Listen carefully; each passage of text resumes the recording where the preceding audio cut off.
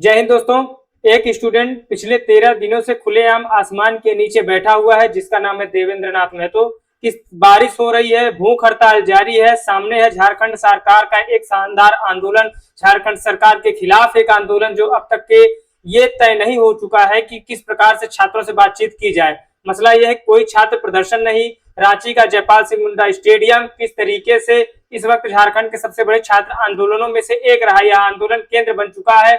मसला है जेपीएससी आंदोलन का। जिस प्रकार से जेपीएससी, एसएससी, यूपीएससी या किसी भी राज्य सेवा परीक्षाओं की तैयारी कर रहे छात्र जिस तरीके से एक सिर्फ न्यूज न बन के इसके एग्जाम से जुड़ा हुआ पूरा मुद्दा किस तरीके से सामान्य तरीके से पूरे देश में प्रसिद्ध हो चुका है, हम पूरे मामले को समझेंगे। छात्रों की मांग, सरकार का जवाब और ये छात्र नेता जिस प्रकार से ये झारखंड का सोनम वांगचुक बन चुके हैं, किस तरीके से देवेंद्र महतो जी अपने मांग के लिए दुनिया के सामने, झारखंड के सामने और सरकार के सामने अपनी मांगों को रख रहे हैं। सबसे महत्वपूर्ण विषय है इनका एग्जाम रिलीवेंस, जो पूरी तरीके से एकदम अव्यवस्थित तरीके से जो एग्जाम हो रहा है। और झारखंड में आप शायद उतना न जानते होंगे, लेकिन जितने तरीके से यहाँ की गड़बड़ी है आपको पता चल जाएगा। आंदोलन शुरू कैसे हुआ, अब तक क्या क्या हुआ, सरकार और छात्रों के बीच जहां विवाद अटका हुआ था, वो जो पूरा मुद्दा है झारखंड में। आप देख रहे होंगे झारखंड, ये आपका प्यारा झारखंड है और बहुत ही शानदार और बहुत सुंदर जगह है। प्रदेशों में जिस तरीके से झारखंड इस पूरे सवाल में, इस पूरे मुद्दे में, ये जो पूरा झारखंड है किस तरीके से दुनिया के और भारत के नक्शे पर एकदम नीचे दबता जा रहा है। तो हम शुरुआत करेंगे कि ये कहानी शुरू कहां से हुई। सबसे पहले पूरी कहानी समझते हैं, विवाद शुरू कैसे हुआ और क्यों हुआ। जेपीएससी यानी झारखंड लोक सेवा आयोग, जिसका एग्जाम मैं खुद दिया था, झारखंड जेपीएससी झारखंड लोक सेवा आयोग की 14वीं सिविल सेवा परीक्षा को रोकने की मांग छात्रों ने रख दी है। यानी छात्रों का आरोप है कि परीक्षा में पेपर लीक हुआ है और भर्ती प्रक्रिया में गंभीर अनियमितताएं हुई हैं। सिर्फ जेपीएससी ही नहीं, जेएसएससी झारखंड जो स्टाफ सिलेक्शन कमीशन है उसकी भी, जेएसएससी की भी परीक्षाओं पर भी सवाल उठाए जा रहे हैं। इसी के विरोध में 25 जुलाई को जेपीएससी, चूंकि यहाँ के मुख्यमंत्री है ये, ठीक है, सोरेन साहब, 25 जुलाई को जेपीएससी और जेएसएससी सुधार मंच के बैनर तले इस आंदोलन का मुख्य जो है तय स्थान तय हुआ। रांची का जयपाल सिंह मुंडा स्टेडियम में धरना प्रदर्शन छात्रों के द्वारा शुरू हुआ और आज ये आंदोलन 13वें दिन जो बड़ा रूप ले चुका है पूरे तरीके से। देश की मीडिया ये है आपका जयपाल सिंह मुंडा स्टेडियम, क्योंकि जयपाल सिंह मुंडा का नाम आप सुने होंगे, हॉकी खिलाड़ी के बहुत प्रसिद्ध खिलाड़ी रहे हैं। लेकिन यहीं से मामला उलझ जाता है, क्योंकि झारखंड सरकार के मंत्री इरफान अंसारी का कहना है कि पेपर लीक हुआ ही नहीं है। ये हर आदमी कहता है और ये हर सरकार कहती है पेपर लीक हुआ ही नहीं है। यानी एक तरफ छात्र कह रहे हैं कि परीक्षा रद्द की जाए, दूसरी तरफ सरकार कह रही है कि पेपर रद्द ही नहीं हुए हैं। अब बात कितनी सही है, बात कितनी गलत है, उसका गवाह मैं खुद हूं कि झारखंड में जेपीएससी जेएसएससी का पेपर मैं खुद दिया था। मतलब इसका साफ है कि जिस तरीके से मैंने जितने भी राज्य सरकार के एग्जाम दिए, जिसके जितनी भी परीक्षाएं दी, अगर मुझे लगा कि सबसे ज्यादा अगर देश में कहीं गड़बड़ी है तो वो झारखंड राज्य के पेपरों में रही है। अब सोचिए अगर परीक्षा रद्द होती है तो उन अभ्यर्थियों का क्या होगा जो पहले से ही सफल हो चुके हैं या जो सफल घोषित हो चुके हैं। यही वजह है कि यह मामला जो है इतना जटिल बन गया है। लेकिन छात्रों की मांग साफ, स्पष्ट और आधारशील बनी हुई है कि अब सिर्फ परीक्षा रद्द करने तक सीमित नहीं है। छात्रों की मांग उससे आगे भी जा सकती है। जिस प्रकार से कई पेपरों की जो है एग्जाम से पहले, उसका जो है जेपीएससी में एग्जाम से पहले ही सारे पेपर जो है सामान्य तरीके से जो है नागरिकों तक या ये कहिए कि छात्रों तक आसानी से पहुंच रहे हैं। छात्र संगठन, उनका कहना है 3 बड़ी मांगे रख रहे हैं। छात्र संगठन जिस प्रकार से देवेंद्र नाथ महतो की के नेतृत्व में पहली बार 14वीं जेपीएससी परीक्षा रद्द करने की मांग की गई है, पूरे मामले की सीबीआई जांच कराई जाए जो इसके पहले वैकेंसी हुई है। उसके बाद और तीसरी, मुख्यमंत्री हेमंत सोरेन खुद मीडिया की मौजूदगी में छात्रों से बातचीत करें। यह मुद्दे हैं जो छात्रों के रहे हैं। अब इस आंदोलन की जो सबसे बड़ी बात है, ये सिर्फ अभ्यर्थियों तक सीमित नहीं रहा।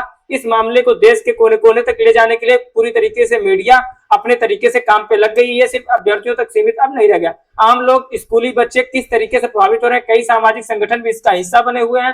तो यह पूरा जो मुद्दा है, जो पूरे झारखंड की राजनीति है, यह 13 साल का छात्र भी धरने में पहुंच रहा है। मतलब आप समझिए कि 13 साल के छात्र से लेके 32-35 साल के जो एक छात्र हैं पूरे तरीके से वो पहुंच रहे हैं। युवा पढ़ाई और रोजगार के लिए जिस तरीके से पूरे तरीके से अपने मुद्दे से भटकता जा रहा है, निष्पक्ष व्यवस्था चाह रहा है। इस समय प्रदर्शन के रूप में अगर देखेंगे तो 6 प्रदर्शन भूख हड़ताल पे 6 आंदोलनकारी बैठे हुए हैं। सरकार से बातचीत के लिए 11 सदस्यीय प्रतिनिधिमंडल भी बनाया गया है। वह बातचीत होगी, कब होगी, किस तरीके से होगी, उसका मुख्य वाद है। दस्तावेज रद्द करने की भी बात कही गई है, निष्पक्ष जांच की मांग की गई है और अभिव्यक्ति और जो है माइक पे पूरी तरीके से जो है स्वतंत्रता की भी बात कही गई है। बातचीत का जो मुद्दा है अभी तक शुरू नहीं हो सका है, न सरकार के पक्ष से न छात्र के पक्ष से। क्यों? क्योंकि छात्र चाहते हैं कि मुख्यमंत्री खुद इस मुद्दे को लेकर जो है सीरियसली अपना विरोध या अपना जो है व्यवहार प्रकट करें छात्रों के प्रति कि किस तरीके से सार्वजनिक रूप से यहाँ बातचीत हो।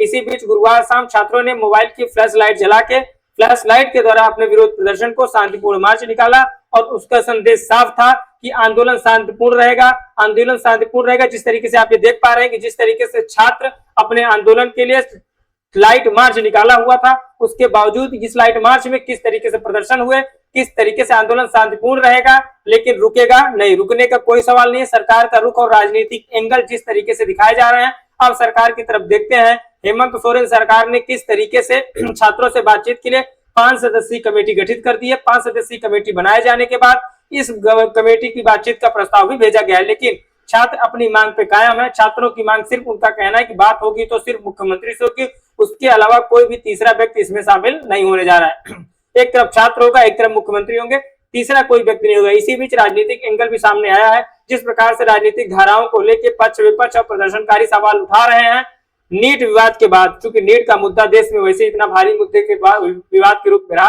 नीट विवाद के दौरान जवाबदेही की मांग उठ सकती है। तो झारखंड में मुख्यमंत्री से जवाब क्यों नहीं मांगा जाएगा? क्या झारखंड में मुख्यमंत्री से जवाब और सवाल दोनों जो है, जवाब और सवाल के बाद इस तरीके की जो मांगे हैं अब आंदोलन को उग्र करती जा रही हैं। मुख्यमंत्री के इस्तीफे की मांग तक पहुंच चुका है मामला।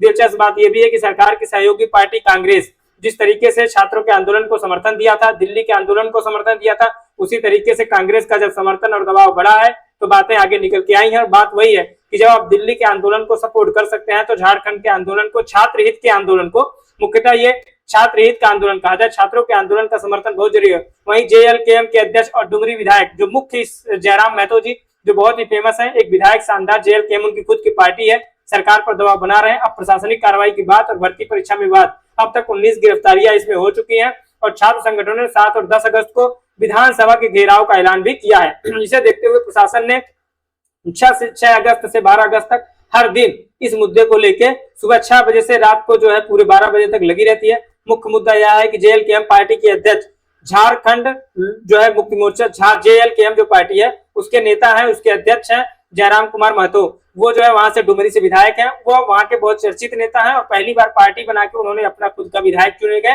और एक युवा विधायक छात्र नेता था वो, ठीक है। विधानसभा के 750 मीटर दायरे में धारा 163 लागू कर दी गई है, यानी एक तरफ बातचीत, दूसरी तरफ सख्त सुरक्षा। अब देखना होगा आगे क्या होने वाला है, आगे किस तरीके की तैयारी है, क्या मुख्यमंत्री इस पे अपने विचार रखेंगे। इस तरीके के जो विवाद है, इस तरीके के जो छात्रों के प्रति जो है सरकार का रवैया है, अब महत्वपूर्ण हिस्सा, अगर आप इस पूरे किसी भी प्रतियोगी परीक्षा की तैयारी कर रहे हैं, आप खुद उससे जुड़ रहे हैं, तो आपको जरूर इस पूरे मामले से 4 बड़े एग्जाम पॉइंट बनते हैं कि किस तरीके से, पहला जो पॉइंट है इसका, जिस तरीके से छात्रों ने मांग रखी, जिस तरीके से छात्रों का सवाल था, जिस तरीके से उन्होंने जवाब और सवाल किए हैं। एक मुद्दा जो मुख्य मुद्दा इसमें निकल के आया है कि पहला जो मुद्दा था पेपर लीक और पब्लिक सर्विस कमीशन की विश्वसनीयता। झारखंड छात्र आंदोलन में पहली मांग थी। पिछले कुछ वर्षों में नीट से लेकर कई राज्यों की भर्ती परीक्षाओं में जिस तरीके से पेपर लीक के आरोप लगातार सामने आते जा रहे हैं, इसलिए जीएस में भर्ती परीक्षाओं में पारदर्शिता मुख्य विषय रहेगा। पारदर्शिता के साथ साथ लोक सेवा आयोग की किस तरीके से चुनौतियां, जैसे प्रश्न बन सकते हैं वैसे प्रश्न न बना के इधर उधर के प्रश्न डाले जाते हैं। फिर धारा 163 जिस तरीके से मांग की गई है, जिस तरीके से जो है धारा 163 ये कब लागू होगा, क्यों लागू होगा, बच्चों के प्रति लागू होगा कि नहीं लागू होगा और क्यों लागू होगा, इसका भी सवाल जवाब होगा। विरोध प्रदर्शन तथा प्रशासनिक अधिकारियों के बीच संतुलन कैसे बनाया जाएगा, इसकी भी बातचीत रखी जाएगी। इन सारे मुद्दों को लेके, इन सारी कहानियों को लेके किस तरीके से विरोध प्रदर्शन और पूरी कानूनी तौर से संतुलन बनाने की तैयारी चल रही है, ये एक तरीके से राजनीति का महत्वपूर्ण विषय है। लेकिन तीसरा गठबंधन की राजनीति है, वहां पे गठबंधन है, कांग्रेस और जेएमएम का गठबंधन है, कांग्रेस पार्टी और झारखंड मुक्ति मोर्चा की गठबंधन है, मतलब हेमंत सोरेन की पार्टी का। जब सरकार की सहयोगी पार्टी उसी सरकार पर दबाव बनाती है तो उसका राजनीतिक महत्व क्या होता है, यह मुख्य विषय होना चाहिए था। और चौथा सबसे महत्वपूर्ण, यह आंदोलन झारखंड का नहीं है, यह आंदोलन पूरे देश का है, यह आंदोलन बिहार का है, यह आंदोलन उत्तर प्रदेश, मध्य प्रदेश, राजस्थान, छत्तीसगढ़, पूरे राज्यों का है, कोई एक राज्य इसमें नहीं है। लगभग सारे देश के लोग इससे जुड़े। छात्र अपना सपोर्ट करें।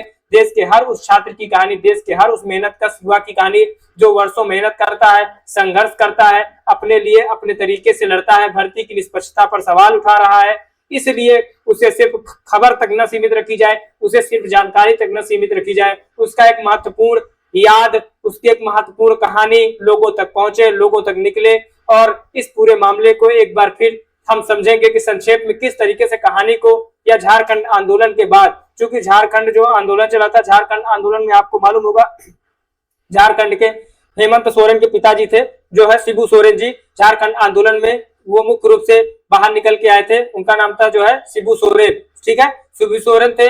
और जो है विनोद बिहारी महतो, दो लोग मिलके, विनोद बिहारी महतो और शिबू सोरेन, दो लोग मिलकर झारखंड आंदोलन का सबसे बड़ा चेहरा बने थे।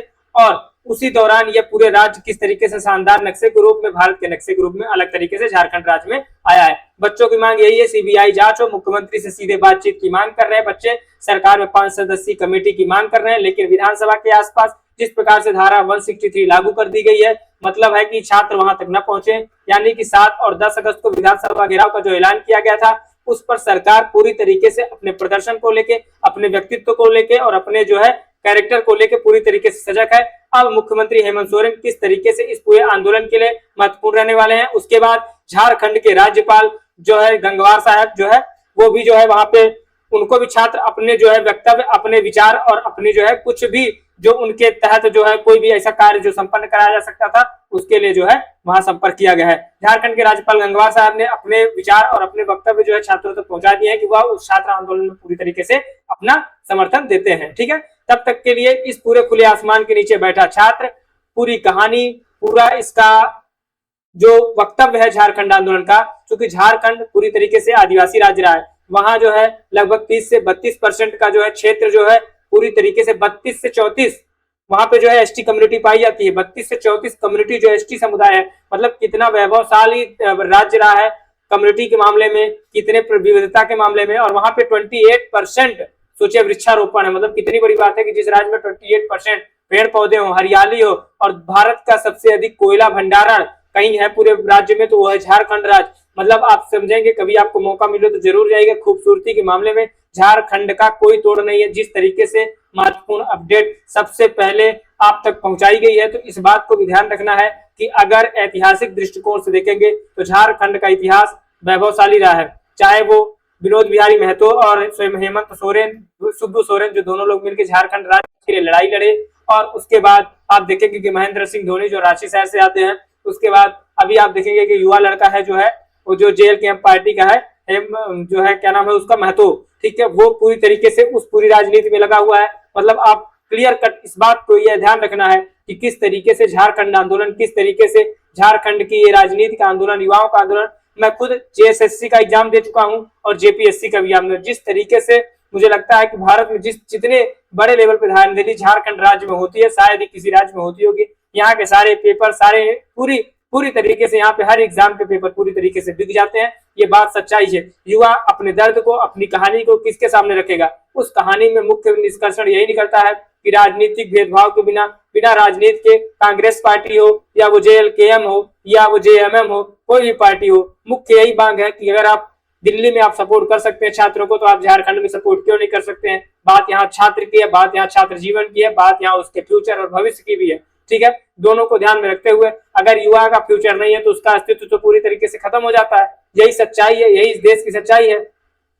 नौकरी सिर्फ मुद्दा नहीं है, नौकरी सिर्फ इस बात के लिए आधारित नहीं करती, नौकरी इस बात का आधार होती है कि आपने पढ़ाई की, आपने सम्मान के साथ पढ़ाई की, तो उसका एक आउटकम क्या होता है। सिलेक्शन होना ना होना ये सेकेंडरी हो जाता है, लेकिन पारदर्शिता पहली प्राथमिकता होनी चाहिए। किसी भी सरकार के लिए, किसी भी मुख्यमंत्री के लिए पारदर्शिता पहले नंबर पर होगी। इसी मुख्य क्रम में जो है महतो जी जो छात्र नेता है, वो वहां के राज्यपाल संतोष गंगवार जी से मिले और उन्होंने ज्ञापन सौंपा है इस मुद्दे को लेकर, किस तरीके से छात्रों के साथ अन्याय हो रहा है। संतोष कुमार गंगवार जो वहां के राज्यपाल भी हैं, उनसे मिलने के बाद ये देखिए किस तरीके से छात्र आंदोलन, इनको झारखंड का सोनम वांगचुक की दर्जा दिया गया। मतलब जिस तरीके से सामने निकल के आए, जिस तरीके से लोगों के सामने अपने प्रदर्शन किया, और जिस तरीके से अपने झारखंड, देखिए झारखंड का मुख्य विषय यही कि पहली चीज की आप याद रखेंगे कि हेमंत सोरेन जो है वहां के मुख्यमंत्री हैं, शायद कई लोगों को पता भी नहीं होगा। और जिस तरीके से वहां पे जो है 32, उस समय 32 के करीब में वहां पे एसटी कम्युनिटी थी, जो कई बार एग्जाम में पूछे गए प्रश्न थे। एसटी कम्युनिटी वहां पे पूरे भारत में सबसे ज्यादा